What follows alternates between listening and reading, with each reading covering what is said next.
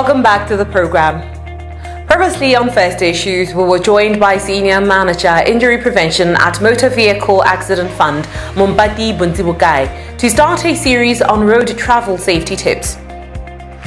It was on that episode that we learned in Botswana, on average, 400 lives are lost annually in road traffic crashes, wherein 70% of all fatalities are male and over 68% are people aged between the ages 21 to 49 years, costing the Motor Vehicle Accident Fund around 200 million pula in claims costs. Mompati is back again this evening to give the first tip. Tips against roadway departure or headway collisions. Mompati, thank you so much for coming back on First Issues. We are back for our second installment on our road travel safety tips series, right? And today we're talking about head-on collisions. Perhaps you could start off first by you giving us the statistics around that. Yeah, thank you very much. The statistics that we get from Botswana Police Service shows that on an annual basis we record around 400 deaths due to various causes.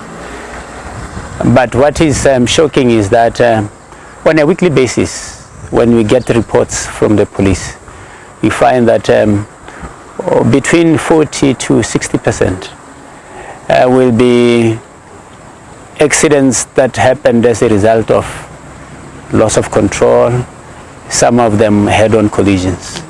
So statistically we have noted that the loss of control collisions and head-on collisions, they make up to 40% of the annual fatalities, which is huge. And I think it's understandable in the sense that these are the type of crashes that when they happen, they subject the occupants to a lot of forces. For instance, head-on collisions mostly happen along the highways where the speed is very high. So obviously, because speed determines the force at which you will crash and will determine the injuries. So where there is head-on collision, we expect to have more casualties.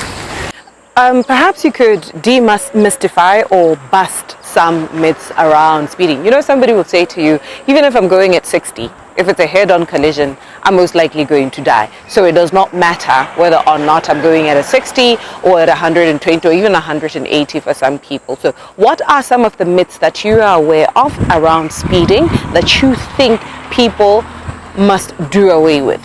No, it's simple science, simple physics. It's all about kinetics, it's about force.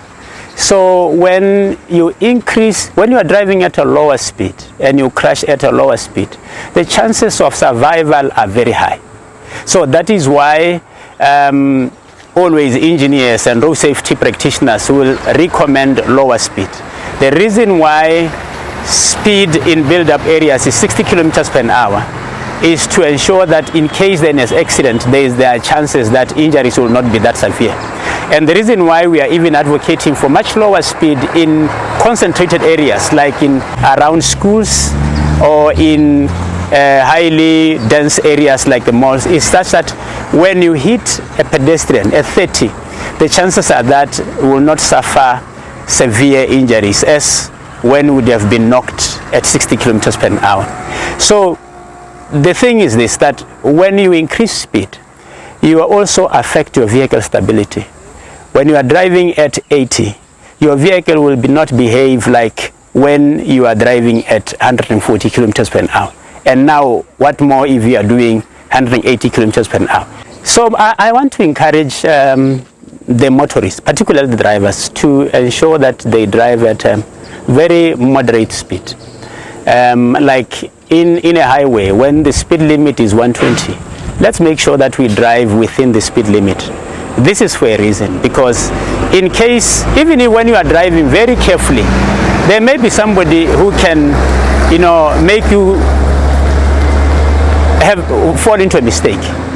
And when that happens, you must be driving at a speed that will be able to bring your vehicle to a complete control, a complete stop. So all these accidents that we are talking about, they have happened, and the injuries people have suffered are tied to speed. So people must know that the higher the speed, the harder you will crash and the more severe the injuries is going to be. And I also want to encourage even the passengers to encourage the drivers, to drive within the speed limit. Especially when you know that this person is inexperienced in driving, or this person might have taken one or two, drinks that compromise the ability to drive safely. The series continues again next time when we discuss tips against distractions. And that is all we had for you on tonight's installment of First Issues. Until next time, have yourselves a pleasant evening. Good night.